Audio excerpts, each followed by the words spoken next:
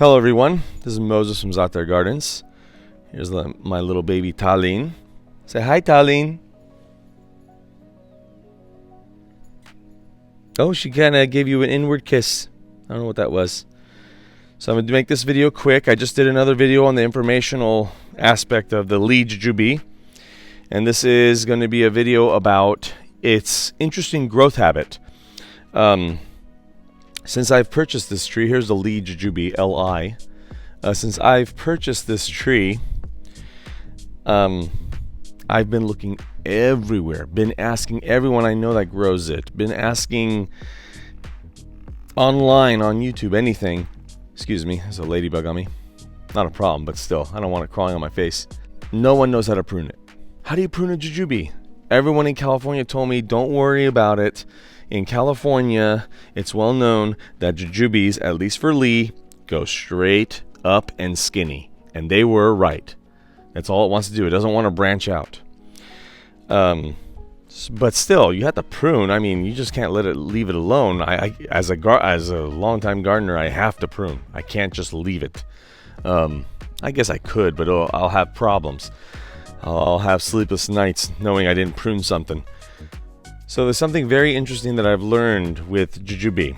The first year that I planted it, I cut it right here when I planted it. Right here is the cut. Then, that first year, a terminal bud grew from here, as you can see. And it really got heavy. I mean, it was down to here, full of fruit. I'll probably link up here in the video of that video where it's just hanging. And I pruned it here, as you can see. Okay, because I had to. It was becoming a rainbow. So the second year, it grew from here and started to do a double tree all the way up. The third year, it grew from here, the end of that second year growth, right here. You can see up close.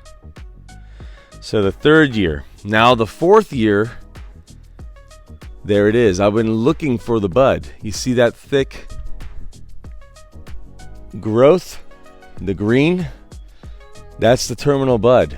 So now I know how to prune a jujube. You prune it only a little bit, backing up a little bit, it only gives out one terminal bud a year. That's it. Instead of like a peach or a plum or an apricot, it sends out terminal buds all over the place, all over. Like here's one, there's one, here's another one. Well, not really, but they're all over, like 100 for an apricot. There's only one terminal bud for a jujube. So, but here's the interesting thing, what I've learned from this. Okay, I cut here, then I cut there. I stopped the terminal bud from growing. So a new terminal bud started. A new terminal bud started from down here. I didn't prune it. Okay, so it ended here. I didn't prune it. Then a terminal bud started at that tip again, grew. I didn't prune it. I really wanted to prune it. And it grew again from that spot. So in order to have a bushier tree, hence a bushier tree in a way, you have to trim where the terminal bud was. So this fall or winter, I'm assuming it's going to go all the way up here and probably fall over again because it's going to be laden with fruit. I'm going to have to prune that terminal bud at least 2-3 inches back, and then from somewhere else, it's going to send the hormones. I'm assuming they're from hormones. It's going to send the hormones to grow somewhere else. So hopefully from here or here, it's going to send another one to get bushier. So I'm assuming if I don't prune that back, it's going to go up here. And if I don't prune, it's going to keep going and keep going and keep going. It won't send a new terminal bud anywhere else. So if you have any other questions, let me know in the comments. Happy gardening, everyone.